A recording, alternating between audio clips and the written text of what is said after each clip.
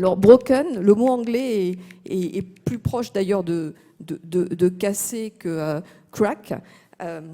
Casser, c'est très dur. On se casse une jambe ou le col du fémur quand on est vieux. On se casse la tête sur un problème insoluble. Et puis on se casse comme les Anglais quand ça va plus et qu'on n'en peut plus. Mais il y a, comme le dit Leonard Cohen, l'autre face des choses. C'est à travers cette fêlure que peut renaître quelque chose. On est tous cassés, on est tous fêlés et on est tous abîmés. C'est juste l'histoire de notre vie. Elle commence par une cassure de base, c'est au moment où le médecin coupe le cordon ombilical avec maman, et puis ensuite notre vie, c'est une série de cassures. On quitte le nid familial, il y a notre premier râteau amoureux. La vie, c'est une série de cassures. Et en fait, tous les humains, on va dire que notre pente naturelle, c'est d'aller vers notre zone de confort. Et finalement, précisément, cette zone de confort, c'est celle où on ne fera rien. Si on est confortable, c'est qu'on n'a rien à créer. Et pour créer, il faut sortir de cette zone de confort. Et je vais vous prendre l'exemple, je viens ici pour vous parler de Rose, que vous n'avez malheureusement pas, mais qui est un magazine assez novateur. Il est né d'une cassure. Moi, il y a 7 ans, j'étais Red Chef adjointe de l'Express Magazine, qui est un magazine où j'étais dans une pleine zone de confort, puisque j'y ai fait toute ma carrière. Je venais de me marier, j'avais un petit enfant, tout allait bien. Puis un jour, j'ai appris que j'avais un cancer. J'avais 37 ans. Ça a été une première cassure. La cassure la plus simple, c'est de comprendre qu'on va mourir. Alors, on sait tous qu'on va mourir, mais entre l'idée qu'on va mourir et l'idée qu'on va peut-être mourir dans une semaine, dans un mois ou dans 15 jours, c'est vraiment pas la même. La première cassure, c'est la cassure de cette idée d'éternité. Et puis ensuite, il y a eu des tas de cassures dans ma vie qui ont été des cassures beaucoup moins symboliques. Une cassure essentielle, c'est l'entrée dans le monde de l'hôpital. Le monde de l'hôpital, c'est un monde totalitaire. Il faut bien vous dire ça. Quelle que soit la maladie que vous avez, quel que soit le contexte dans lequel vous allez, c'est absolument totalitaire, ce qui est inacceptable. Vous arrivez, on vous déshabille. En général, on vous met avec une petite chemise et vous promenez cul nu. C'est pas très élégant, mais c'est vrai. Les gens ne connaissent plus votre nom. On peut arriver dans votre chambre à n'importe quelle heure du jour ou de la nuit, déranger votre sommeil. Souvent, on vous tutoie. Je ne sais pas pourquoi, les infirmières vous tutoient. C'est un monde où finalement, socialement, qui que vous soyez champion du monde de course à pied, prix Nobel de littérature, finalement, le jour où vous arrivez, vous n'êtes plus qu'un malade. Vous vous définissez comme une personne, je suis généreuse, comme un malade, comme votre maladie. Et ça, c'est une première violence, une première cassure qui est difficile à vivre. Moi, évidemment, étant journaliste, quand je suis rentrée à l'hôpital avec un cancer, j'ai passé des tas de questions auxquelles je n'avais pas de réponse. La première question que je me suis posée, c'est pourquoi j'ai un cancer à 37 ans. Et puis ça a été suivi, comment je le dis à mon enfant. J'avais un fils aîné de 7 ans à l'époque. Comment je vais pouvoir annoncer à mon petit que j'ai un cancer. Et puis après, ça a été, j'ai perdu mes cheveux, j'ai perdu mes ongles, qu'est-ce que je peux mettre sur la tête, sur les ongles, puis ma peau a changé. Puis je me suis demandé si j'allais me faire reconstruire, pas reconstruire. Des tas de questions. Je dis souvent, en France, partout dans le monde d'ailleurs, on part sur un cancer, c'est 5 à 10 ans de votre vie. Entre les opérations, les traitements, les hormonothérapies. Et en fait, vous partez pour 10 ans de votre vie avec, pour tout bagage, un sac à main. C'est-à-dire que vous partez avec aucune information sur ce qui va vous arriver. Moi, je trouvais ça insupportable. Donc, j'étais au milieu de mes traitements. J'étais, moi, complètement broken, au sens premier du terme, au sens physique. J'étais expulsée de ma zone de confort. Je n'étais plus dans ma famille. J'étais plus dans mon journal. J'étais plus personne socialement. Ça, c'est une grande violence. J'étais seule. Et je me suis dit, finalement, de quoi j'aurais besoin pour retrouver une zone de confort. Je ne serai plus jamais dans la même. Il va falloir à un moment que je crée ma zone de confort. Et je me suis dit, moi, la zone de confort que j'aimerais avoir, c'est un magazine féminin qui me donne toutes les clés pour continuer ma vie. Évidemment, ce magazine, il n'existait pas. Pourquoi ? J'ai très vite compris. Seconde cassure.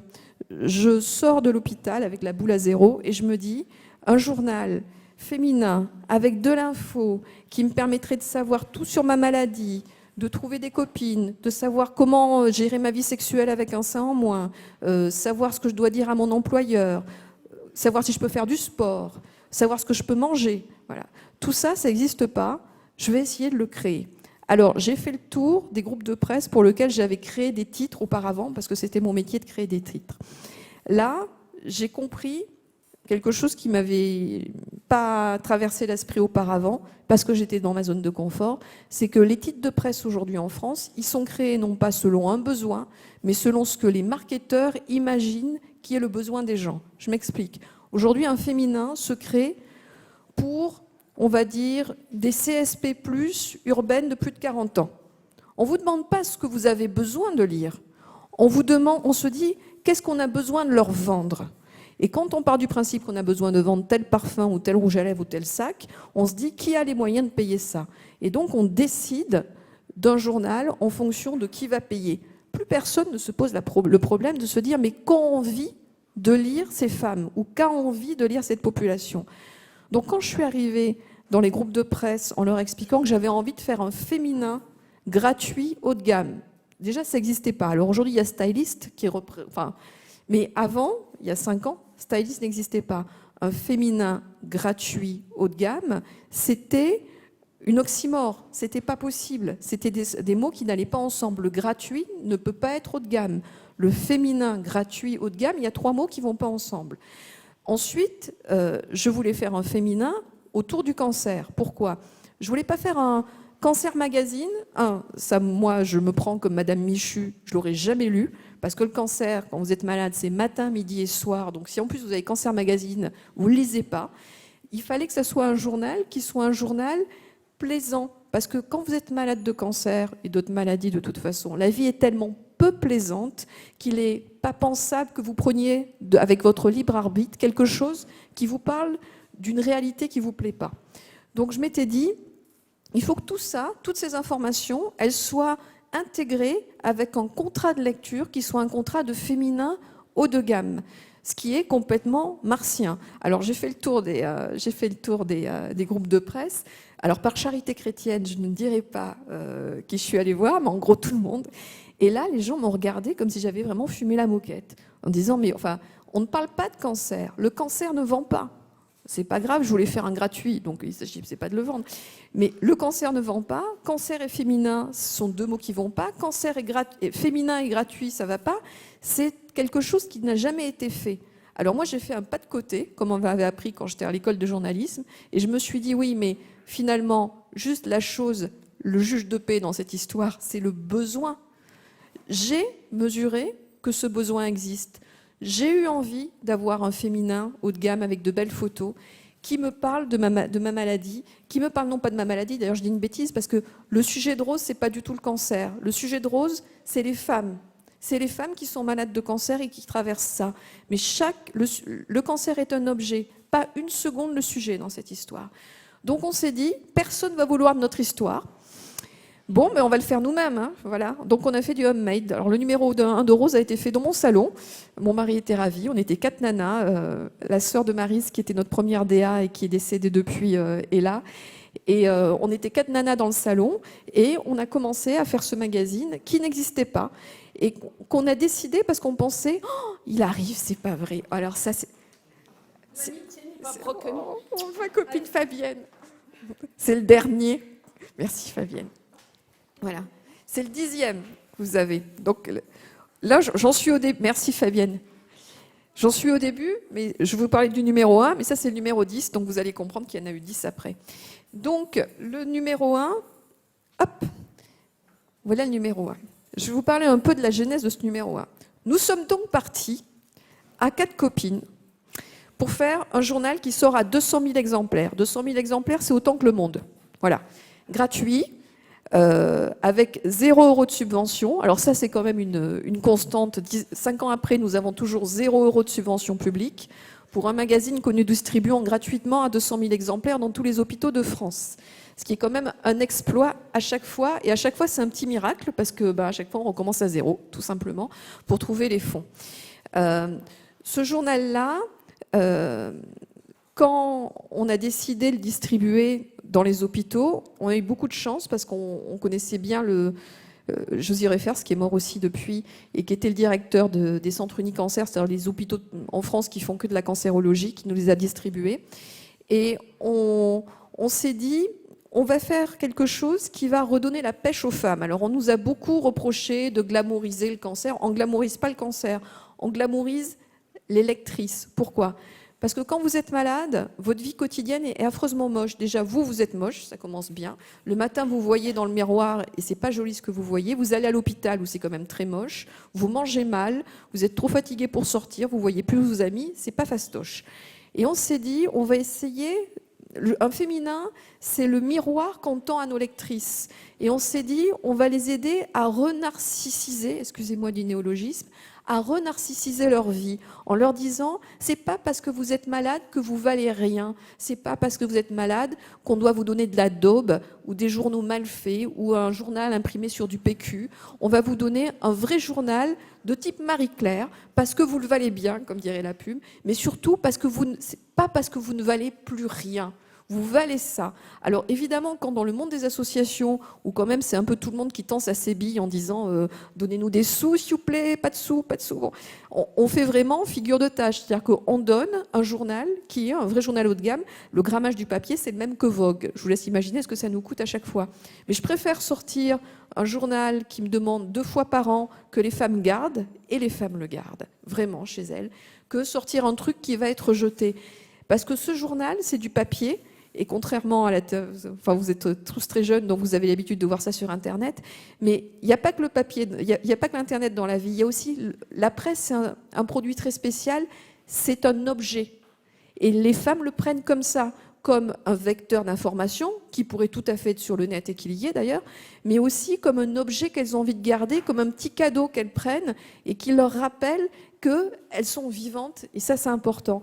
Et Broken, la première chose qu'on a cassée, c'est ça, c'est de réussir à faire un journal dans un monde de la presse qui est quand même extrêmement compliqué ces temps-ci, où la plupart des journaux vont très mal, un journal qui est à l'équilibre, un journal qui fonctionne du feu de Dieu. On a fait une étude IFOP il y a 2 ans. Le journal est pris en main par 4 personnes, ce qui fait qu'on a 800 000 lectrices sur chaque numéro.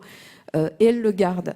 Et d'ailleurs, c'est très rigolo quand vous allez dans les hôpitaux, comme on n'en sort pas assez, on n'en sort que 200 000, la plupart des médecins photocopient des pages et les mettent au mur des salles d'attente. Parce que le journal, il est piqué. Il n'y a pas un jour où on n'ait pas un appel d'hôpital qui nous dit « Vous pouvez nous en envoyer 150 de plus parce qu'on nous les a tous piqués ». Alors, un journal qu'on pique, c'est plutôt un très, très, très bon signe. On a changé... Alors sur le Broken, puisqu'on revient à notre sujet, on a déjà changé ça. On a réussi à créer, en se libérant d'absolument tous les oukases de création de presse aujourd'hui, on a réussi à créer une espèce d'ovni qui n'existe nulle part ailleurs et qui est en train d'exister partout, puisqu'il y a un Rose qui existe aussi, Rose Revista en Espagne aujourd'hui, qui est le même que nous, c'est-à-dire qu'on a donné on a donné les contenus à notre association.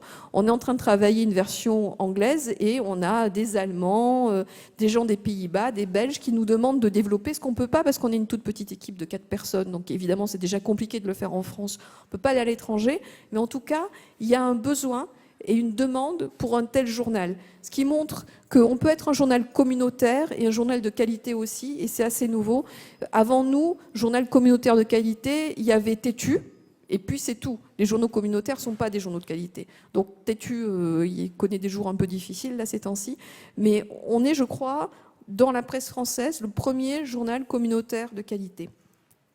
Ensuite, Broken, il y a un autre thème qui me tient très à cœur, c'est la vision qu'ont les malades d'eux-mêmes et la vision qu'ont les gens non malades des malades. Je donne toujours le même exemple, mais ça va vous parler. Ouais, tu peux le mettre. Sur le numéro 1, je voulais faire un sujet sur ma boule à zéro, j'assume. On avait essayé avec Maryse. Et j'avais trouvé personne. Pourquoi ? Parce que les malades veulent cacher qu'ils ont un cancer. Le cancer, c'est quand même une maladie socialement très invalidante qui se voit, ce qui n'est pas le cas de beaucoup d'autres maladies qui ne se voient pas, et qui vous marque socialement. Et moi, je trouvais, pour avoir été la boule à zéro pendant toute ma maladie et l'avoir parfaitement assumée, j'ai jamais acheté de perruque, ça allait très bien, je trouvais que finalement, dans les hôpitaux, quand j'y étais, ces filles, avec leur visage altier, leur boule à zéro, elles avaient une gueule et elles avaient une classe incroyable. Et sur le numéro 1, j'avais beaucoup passé de temps à essayer de trouver des amis, des copines dans les hôpitaux qui acceptent de faire ce sujet. Pas un oui, personne. Que pouic, comme dirait mon fils. Et puis sur le numéro 2, on avait déjà le numéro 1.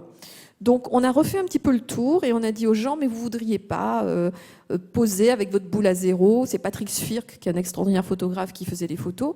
Et on a eu une dizaine de filles qui ont dit oui. Et on a eu ce sujet qui est passé, je crois que partout dans la presse européenne, on l'a vu, ça a été repris absolument partout, de ces femmes qui sont des femmes de tous les jours, qui sont malades, des jeunes filles. Alors moi je les connais par leur prénom parce qu'on a avec toutes eu des histoires d'amitié. Il y a Alice, Nathalie, Bénédicte. Et finalement, ce sujet-là, ça a été un tremblement de terre dans le monde des malades. Les malades se sont dit, mais oui, c'est vrai, pourquoi j'ai honte d'être malade ? Enfin, qu'est-ce que j'ai fait de mal pour être malade ? Et je pense qu'on a, avec ce sujet, changé plus qu'en 25 ans de politique de communication de l'INCa au ministère de la Santé, l'image qu'ont les malades sur eux-mêmes. Parce qu'aujourd'hui, Laure qui s'occupe du web peut en témoigner, je crois qu'il n'y a pas un jour, on ne reçoive pas un mail de malade qui dit « Mais moi j'ai envie de poser », qui nous envoie des photos d'elle, la boule à zéro. Quand je vois comment ça avait été impossible il y a 5 ans d'avoir une seule femme, d'ailleurs notre je reviens tout à l'heure du numéro 1 que je vous ai montré, c'était une femme malade, c'est une amie qui s'appelle Yulan, qui est mannequin, et qui sortait d'un cancer. Elle est mannequin, c'est son boulot de poser. Mais remarquez bien que sur le numéro 1, elle avait fait poser avec un foulard sur la tête. Parce qu'une femme avec la boule à zéro, c'était absolument impossible. Depuis, on a fait plein de couvertures avec des unes qui sont toutes des malades. Ce n'est pas des mannequins, on comprend, c'est des vrais malades, qui ont toutes la boule à zéro. Ce qui était impossible, impensable socialement il y a 5 ans, on a réussi à le faire changer juste en 2 ans. Le regard de la communauté des malades sur elle-même a complètement changé. C'est plus la même. Ça a été le second grand changement sur le Broken qui a eu lieu à travers ce magazine. Alors dans les changements, alors oui, je vais mettre cette image quand même, qui est un photomontage avec une lectrice, une vraie lectrice. On a fait cette une l'an dernier au mois d'octobre, évidemment justement pour promouvoir le droit à l'oubli. Elle est très très belle, c'est notre liberté guidant le peuple. Et moi je vois souvent des gens qui me disent, maintenant quand je vois cette image, la vraie, je pense à votre une. C'était impensable aussi il y a 4 ans de faire une avec une femme qui a une mastectomie. La une est sortie à 200 000 exemplaires et très gentiment le groupe Deco nous a fait du mécénat de compétences et a mis sur, je ne sais plus, on était sur plus de 10 000 panneaux en France et on était sur tous les Champs-Élysées au mois d'octobre pendant 2 semaines.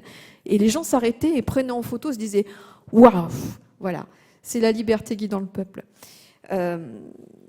Dans les changements aussi, je pense qu'on a réussi à changer, on est une association, donc vous l'avez compris, on a réussi à changer le mode associatif autour du cancer en France. Traditionnellement, les modes associatifs en France, la Ligue contre le cancer et le Major, c'est une grosse association qui a 120 millions d'euros. La Ligue, c'est une association dite patient, mais pour de vrai, c'est une association de médecins. C'est-à-dire qu'à la tête de la Ligue, il y a un professeur de médecine à la retraite, et en dessous, il n'y a que des médecins. Voilà. Et donc, ils sont sur on va dire qu'ils sont sur une organisation pyramidale où le médecin est en haut de la pyramide et finalement c'est exactement comme à l'hôpital. Hein. Ils ont fait dans l'association ce qui se passe à l'hôpital. Le médecin est en haut et finalement le patient ou le malade est tout à fait en bas de la pyramide, en dessous de tout le monde. C'est-à-dire que le médecin donne de l'argent et fait tomber de l'argent. Nous, on est vraiment dans une dynamique différente. On est toutes des malades dans l'association, on a toutes des compétences. Donc la sœur de Maryse est là, Maryse était DA, ça a été notre premier DA. Moi je suis journaliste. On part du principe qu'on a toutes des domaines de compétences et que c'est ces domaines de compétences-là qui ne changent pas quand on est malade, qui construisent notre association. Tout à l'heure je parlais du droit à l'oubli. On a eu une super lobbyiste qui était une copine à moi, qui a eu un cancer aussi, qui était lobbyiste au niveau européen, qui s'est arrêtée pendant 6 mois pour faire le lobbying du droit à l'oubli avec nous et qui n'a pas été payée, qui a fait ça bénévolement. Ce qu'on montre, c'est que les malades peuvent prendre leur destin en main et n'ont pas à attendre un Deus ex machina, de préférence médecin ou haut fonctionnaire, qui va leur donner une manne qui tombe. Et j'arriverai à la dernière, parce que je sens que Grégory se dit, mais elle est trop longue, c'est pas vrai. J'arriverai à la dernière rupture qui est celle qu'on est en train de mener avec Laure, qui est là, qui est une rupture autour d'Internet. On a un site Internet aujourd'hui, bon, il est ce qu'il est, informatique, et on est en train de créer une nouvelle plateforme Internet pour la rentrée. Cette plateforme Internet, elle va avoir ça d'original, que finalement, on va proposer des services intracommunautaires. Le premier, c'est qu'on va faire un Roscar, qui va être un Blablacar du malade, tout bêtement, où finalement les gens vont s'inscrire, vont voir qui est malade dans le pâté de maison. Et par exemple, moi j'habite le 15e, je veux aller à l'IGR, qui est-ce qui va à l'IGR? Et donc du coup, tout simplement, un des problèmes, aujourd'hui 99% des traitements se font en ambulatoire. Voilà. Donc le problème, c'est d'aller à l'hôpital tous les jours, pendant 45 jours de suite, par exemple, quand vous avez une radiothérapie. On est en train de monter un service où finalement, les gens pourront s'appareiller dans la même voiture et partager gratuitement. Donc là où il y a normalement 4 voitures, il n'y en aura qu'une. On va mettre en place aussi un Rose Corner qui va être comme le Bon Coin pour les malades, c'est-à-dire que vous voulez donner votre perruque, enfin des tas de choses dont vous n'avez plus besoin après la maladie, vous le donnez. Tout ça, enfin, il y a plein d'autres services, je sais pas, je pense que voilà. Ce qui est intéressant, c'est qu'on change le point de vue, c'est-à-dire que le site internet devient l'endroit où la communauté va se prendre en main, où on n'attend pas que quelqu'un fasse quelque chose pour nous, où la communauté se dit j'ai des compétences, j'ai une voiture, mon aidant peut m'aider, j'ai une super perruque dont je me sers plus, je prends en main mon destin et je le fais. Et je pense que ça a été la principale, on va dire, la principale leçon de Rose, c'est que finalement, grâce à ces outils, c'est pour ça que je partais sur Internet, ça avait du sens quand même, c'est que à partir du moment où on fait un pas de côté et qu'on regarde la réalité qui nous arrive, on n'y peut rien. Je veux dire, le cancer, c'est pas bien ou mal, ça arrive, c'est comme ça. À partir du moment où on est capable de faire ce pas de côté, on peut recréer à partir d'une cassure quelque chose de nouveau parce que la lumière passe à travers.